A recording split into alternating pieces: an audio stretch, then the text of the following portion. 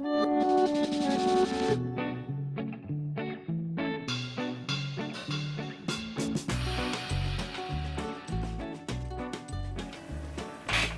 guys, welcome back to the channel. It's been a while. So I decided to garden a little bit differently than most people. Now I want to focus on one main crop each year, and this is a crop to preserve. The whole point of this idea for me is to get all the preservation done for that one crop 1 year, so the following years I don't have to grow that same crop if I don't want to. So 1 year it was cucumbers, and I did that on purpose. I harvested well over 200 cucumbers. I stopped counting at 200, and I focused on pickles. Well, this year, as you can see, my main focus is beets.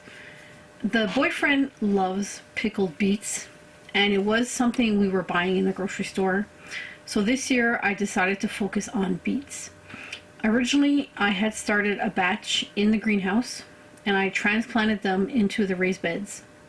And then every few weeks I kept planting more batches, and I believe I have about 3 raised beds full of beets, different kinds, so the harvest doesn't come in all at once. I don't want to have to deal with 300 beets at the same time. That's a bit much for me. And pickled beets is something I had not preserved before, so this is the first year doing it, and I hope they turned out well. They're sitting in their jars now. I had a jar that wasn't full, so we put it in the fridge, and it tastes fine from the fridge. The boyfriend likes it and everything, but you know, they're sitting in jars, so it's better to let them sit for a while than eat them later. So the important thing is I harvested enough for a batch, and I what do you call that? I not quadruple, but I 3 times the recipe. So you gotta wash your beets really good, and I was trying to scrub out all the dirt. And the secret to packing them is to start with your biggest ones and put them on the bottom, because they will take longer to cook, obviously, and they're closer to the heat. And then you put your smaller ones on top. And I was told that if you leave about 1 inch of the stems, that they won't bleed as much into the water. It still bled, but I don't know if it made a difference or not, but I tried it. I said I'll try it. And I really wanted to pack this bucket pretty full.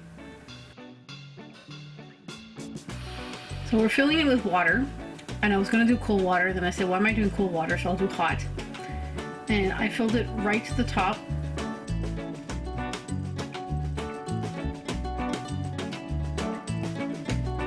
And now it's pretty heavy. So we brought it over to the stove and we put it on maximum. Now it took a while for them to cook. It took at least 30 to 45 minutes, I think. And the best book I use is this home preserving book by the Ball Company.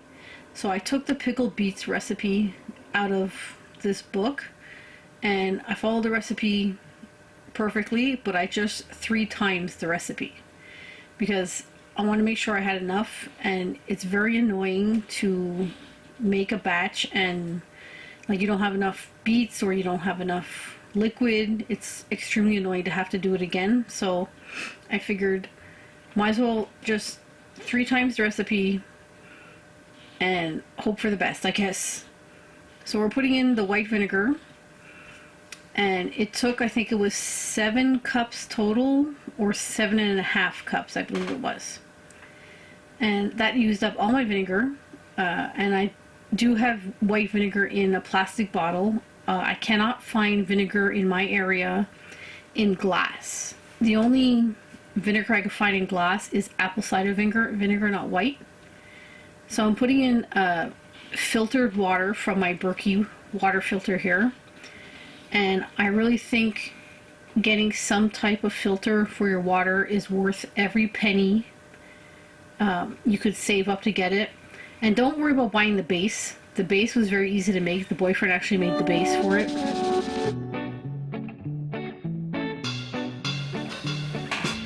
Now we're going to add the sugar.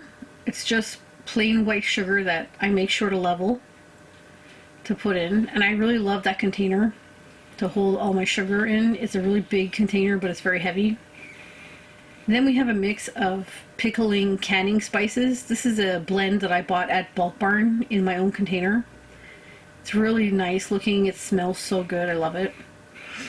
Now, this is a water bath canning recipe. You do not need a pressure canner to can with it, but I'm using my pressure canner pot because I don't have a separate water bath canner pot and there's no reason not to use it. So I got a case of brand new jars and I'm putting them into the water, and we're going to bring the water up to a boil, and that's going to sterilize my jars. Now, I can't find jars sold without plastic wrapping on the carton, and I couldn't find any jars secondhand at the moment when I needed them, so we got a case. Now, this thing is extremely heavy. It is so heavy that I have to do it in stages to get it on the stove. Oh, the junk drawer. It's kind of a junk drawer. It's not really a junk drawer. It has all my things. So I'm trying to find everything I need for canning. And it's all piled in there. I should probably do something about it, but I haven't come up with a better solution yet. So that's what it looks like for now.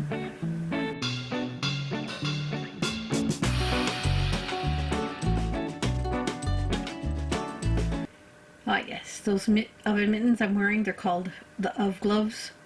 It's the best thing you could buy. They actually work. I love them. And I'm just putting cold water on the beets to be able to put my hands in there without getting burnt.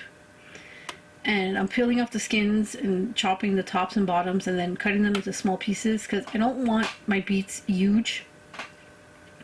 I want them pretty, maybe bite-sized, I guess you would say, maybe 2 bite size.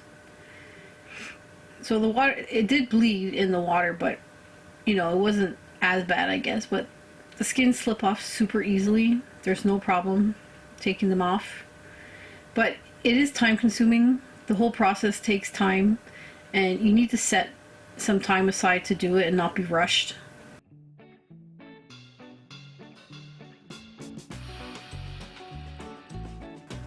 So I'm taking that off the stove carefully. That's the pickling mixture.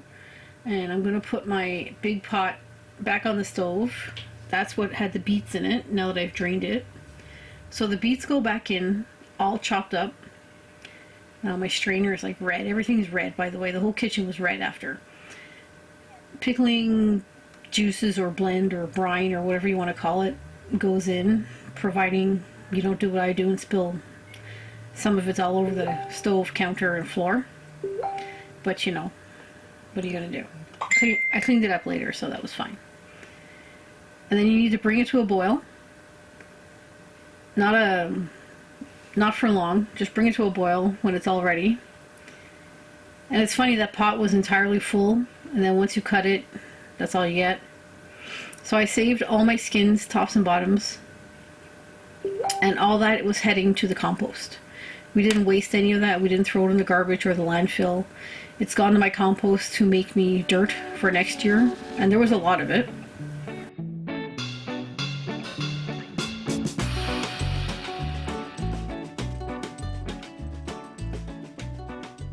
We now have a rolling boil on our pot, and I'm just taking the jars out carefully and draining the water without trying to spill it anywhere and burn myself.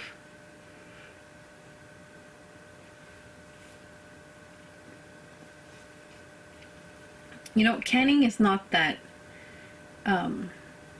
it's not that difficult so far from what I've done. I've only canned pickles, and now I've canned pickled beets. So this water bath canning and following those recipes, it's really not that difficult. Like I said before, it is time consuming and you have to learn how to do it. And if you've never done it before, yeah, you know, you have to have a little bit of confidence and you can do it. So I'm just filling them up, and then I'm putting the juices on top, or the brine, which it's so pretty. It's such a pretty color.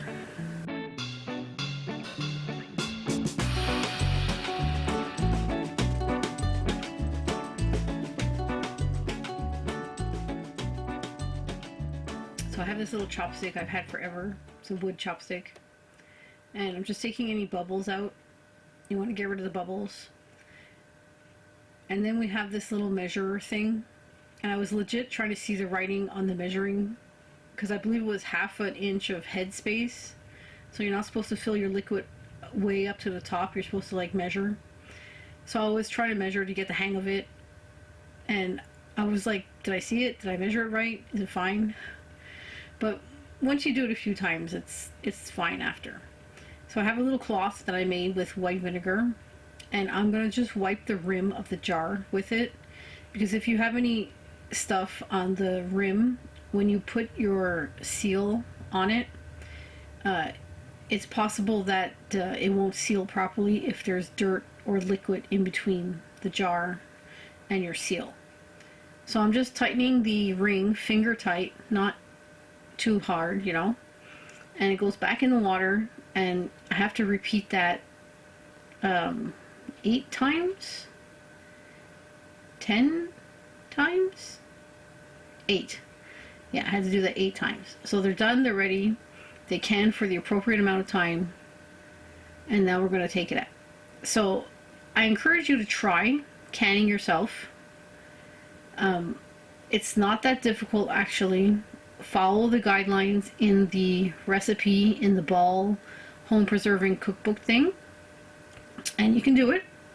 So this year I have 10, yeah, as of doing this video, I have 10 of those containers, and I still have about 2 beds of beets left. Thanks for watching. I'll see you next time, guys.